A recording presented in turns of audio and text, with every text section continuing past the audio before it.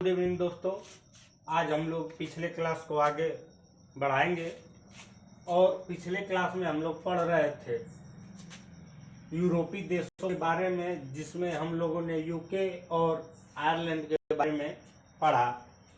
हमने देखा कि एमराल्ड द्वीप पे दो देश स्थित हैं, उत्तरी आयरलैंड और आयरलैंड। और आगे बढ़ने के क्रम में हम फ्रांस के बारे में समझते हैं। तो फ्रांस की यदि हम राजधानी की बात करें तो फ्रांस की राजधानी है पेरिस और मुद्रा है यूरो। मुख्य रूप से हम अपनी इन कक्षाओं में मुद्रा और राजधानी पे फोकस कर रहे हैं, तो और बाकी एक आध जो विविध टाइप के क्वेश्चन है जो परीक्षाओं में पूछ देते हैं उसको हम कवर कर रहे हैं। तो फ्रांस की राजधानी की बात करें तो पेरिस और मुद्रा यूरो। और फ्रांस को सुरा और सुंदरियों का देश कहा जाता है। शैंपेन शराब फ्रांस की काफी प्रसिद्ध है। और फ्रांस का हाल ही में फीफा वर्ल्ड कप में फ्रांस उप विजेता रही, जिसमें विजेता अर्जेंटीना रही। जो कतर में आयोजित हुआ था फीफा वर्ल्ड कप फुटबॉल का, उसकी विजेता अर्जेंटीना और उप विजेता फ्रांस देश रहा। तो इसलिए थोड़ा फ्रांस के बारे में हम समझ लेते हैं। तो फ्रांस को सुरा और सुंदरियों को देश कहा जाता है। यहाँ पे शैंपेन शराब जो है फ्रांस की बहुत ही प्रसिद्ध है। और फ्रांस की बात करें तो फ्रांस के हम देख रहे हैं कि बॉर्डर से टच कर रहा है स्पेन। और फ्रांस और स्पेन को अलग करने वाला पर्वत पिरेनीज पर्वत। अक्सर परीक्षाओं में पूछ देता है कि पिरेनीज पर्वत किस देश में है, तो वहां पे हम स्पेन ट्रिक करते हैं। लेकिन यदि कहाँ सीमा किसका निर्धारण करता है तो फ्रांस और स्पेन के बीच कौन सा पर्वत सीमा निर्धारित करता है तो पिरेनीज पर्वत। और हम बगल में देख सकते हैं कि पुर्तगाल देश है। और पुर्तगाल और स्पेन को मिला के आइबेरिया प्रायद्वीप बोला जाता है। तो आइबेरिया प्रायद्वीप पे दो देश स्थित हैं, स्पेन और पुर्तगाल। स्पेन की मैड्रिड मुद्रा यूरो। और पुर्तगाल की बात तो पुर्तगाल की राजधानी लिस्बन है और मुद्रा यूरो। इन दो देश की भी हम यहाँ पे देख सकते हैं कि मुद्रा यूरो है। तो यहाँ पे सिर्फ हमको याद करने के लिए जो यदि तथ्य की बात करें तो फ्रांस की राजधानी पेरिस, स्पेन की मैड्रिड और पुर्तगाल की लिस्बन। और स्पेन और पुर्तगाल जो है स्थित हैं, इधर से पिरेनीज पर्वत से कट जाते हैं, इधर से जिब्राल्टर संधि से, तो इसको आइबेरिया प्रायद्वीप बोला जाता है। आइबेरिया प्रायद्वीप के दो देश स्थित हैं, पुर्तगाल और स्पेन। और पुर्तगाल के बारे में हम लोग पढ़े हैं इतिहास में कि यहीं से वास्को डी गामा भारत आया था 1498 ईस्वी में। केप ऑफ गुड होप होते हुए भारत आया था पुर्तगाल से।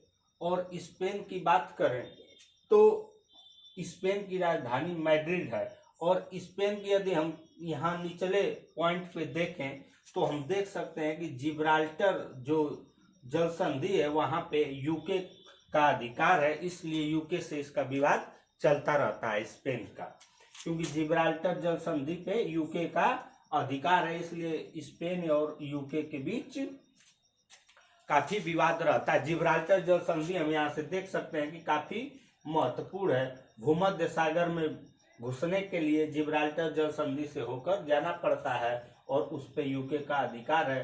तो यहाँ पे हम देखेंगे कि जिब्राल्टर जल संधि कहाँ से कहाँ जोड़ रहा है। तो इधर हम जानते हैं उत्तरी अटलांटिक महासागर है और इधर भूमध्य सागर है, दोनों को कौन सी जल संधि जोड़ती है तो जिब्राल्टर। तो हम यहाँ पे देखें तो फ्रांस का एक दो पॉइंट रह गया है। फ्रांस में टुलूज शहर जो है वो विमान बनाने के लिए काफी फेमस है। एयरबस जो यात्रियों को ढोता है विमान, वो बनाने के लिए फ्रांस फेमस है। सुरा और सुंदरियों का देश फ्रांस को कहा जाता है। और इसकी राजधानी पेरिस। मुद्रा की बात करें यूरो। स्पेन की बात करें तो पिरेनीज पर्वत हमको याद रखना, अक्सर परीक्षाओं में पूछ देता है कि किसकी सीमा बनाता है तो फ्रांस और स्पेन की। यदि एक देश दे तो हम वहाँ पे स्पेन को टिक कर देंगे। तो इस प्रकार हमने यहाँ पे देखा कि फ्रांस, स्पेन और पुर्तगाल के इंपॉर्टेंट पॉइंट को हमने कवर किया। अब हम चलते हैं स्विट्जरलैंड पे। स्विट्जरलैंड की राजधानी की बात करें तो स्विट्जरलैंड की राजधानी बर्न है और इसकी मुद्रा है यूरो। राजधानी बर्न और मुद्रा यूरो। स्विट्जरलैंड की बात करें तो स्विट्जरलैंड में आल्प्स पर्वत का विस्तार है। आल्प्स पर्वत पूछ देता है कि किस देश में स्थित है, तो ज्यादा भाग आल्प्स पर्वत का स्विट्जरलैंड में पड़ता है, तो हम स्विट्जरलैंड याद रखेंगे। तो स्विट्जरलैंड की याद करने के 3-4 पॉइंट है। एक, इसकी राजधानी पूछ सकता है, और आल्प्स पर्वत किस देश में है, स्विट्जरलैंड में। और एक शहर है स्विट्जरलैंड का, जेनेवा, जहाँ पे कई मुख्यालय हैं। उन मुख्यालयों के बारे में हम बाद में पढ़ेंगे, उनके विषय में पूछता है तो जेनेवा भी हम याद रखेंगे कि स्विट्जरलैंड में है।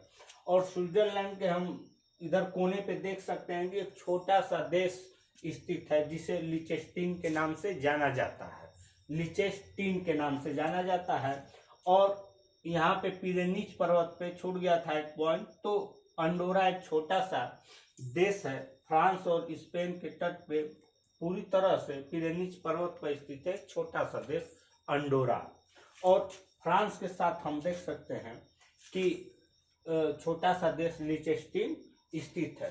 तो स्विट्जरलैंड के साथ छोटा सा देश लिचेस्टीन स्थित है। तो स्विट्जरलैंड के स्विस बैंक भी काफी फेमस है काला धन के लिए, काफी पॉलिटिक्स होती रहती है इसमें। तो स्विट्जरलैंड से 3-4 पॉइंट हम याद रखेंगे।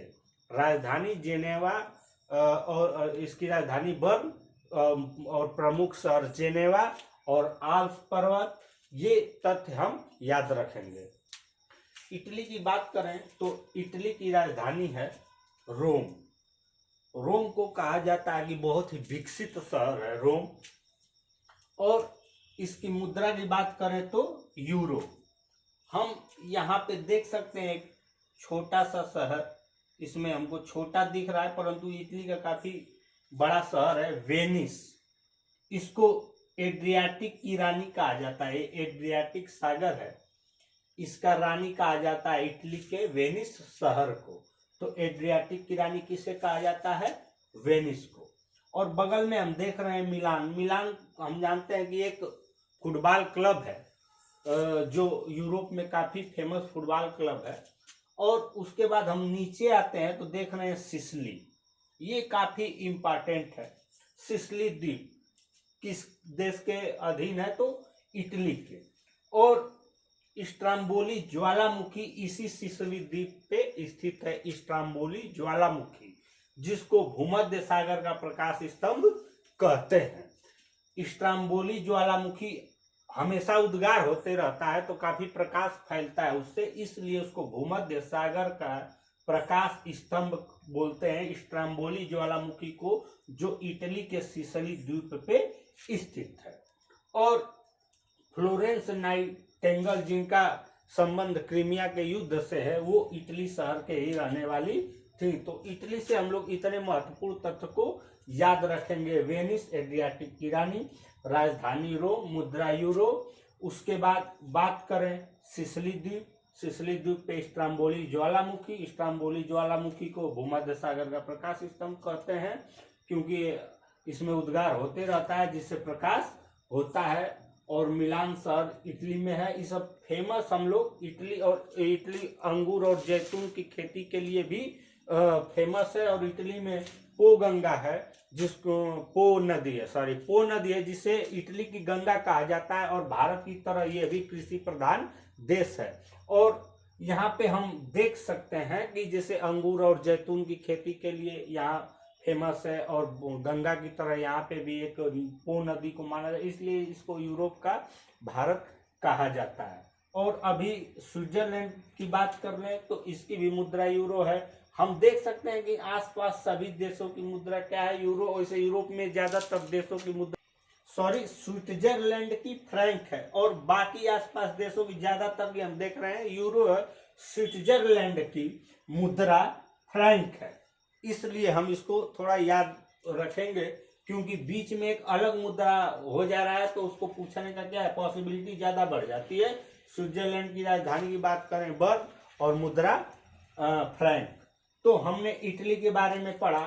तो इन महत्वपूर्ण देशों को हम इनकी राजधानी मुद्रा को याद रखते हुए और जो विविध टाइप के क्वेश्चन पूछ देते हैं, जिस तरह सिसिली द्वीप पे इस्तांबुली ज्वालामुखी या भूमध्य सागर का प्रकाश स्तंभ कहा जाता है, एडियाटिक की रानी किस शहर को कहा जाता है, जेनेवा के बारे में, बर्न के स्विट्जरलैंड के और आल्प्स पर्वत के बारे में।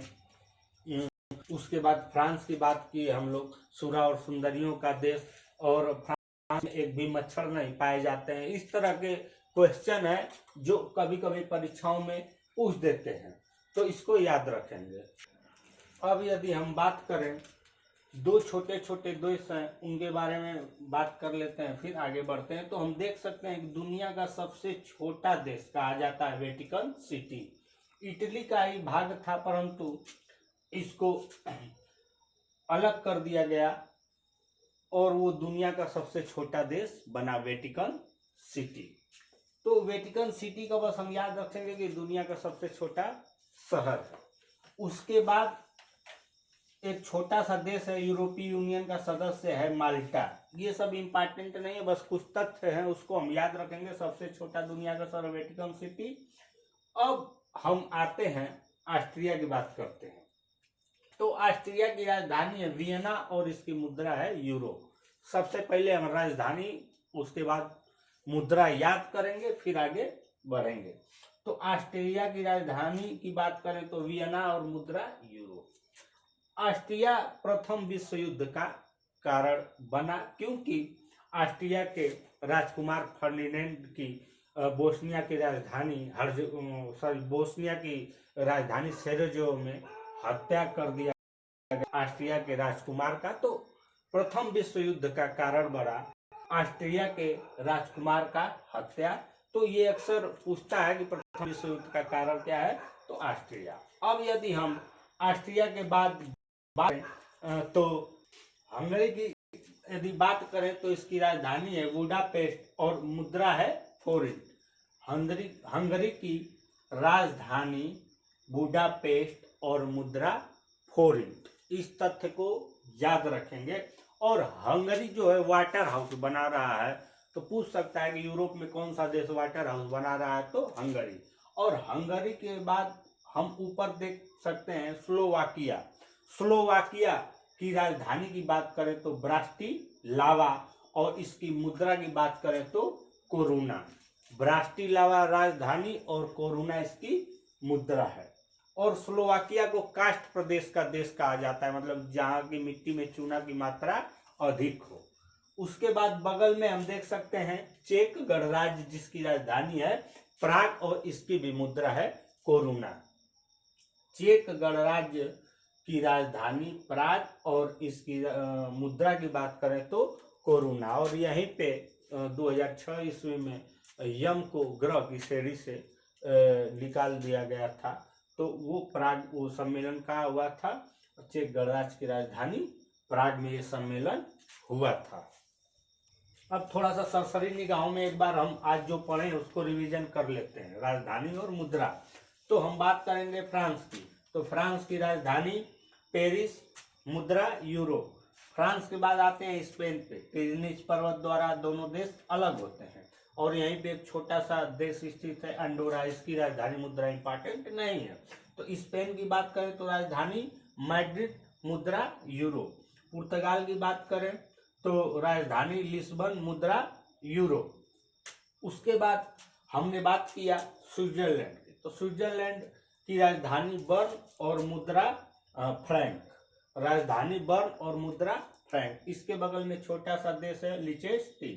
उसके बाद हमने स्विट्जरलैंड के नीचे देखा कि एक पतला सा लंबा सा देश है जिसको हम लोग इटली के नाम से जानते हैं। इटली की राजधानी रोम और उसकी मुद्रा की बात करें तो यूरो। और इटली का हमने देखा वेनिस शहर, सिसिली द्वीप के बारे में पढ़ा। और इटली में एक छोटा सा देश स्थित है वेटिकन सिटी, जिसको दुनिया का सबसे छोटा देश कहा जाता है। उसके बाद एक छोटा सा देश है इटली के सिसिली द्वीप के नीचे माल्टा, जो यूरोपीय यूनियन का ही सदस्य है।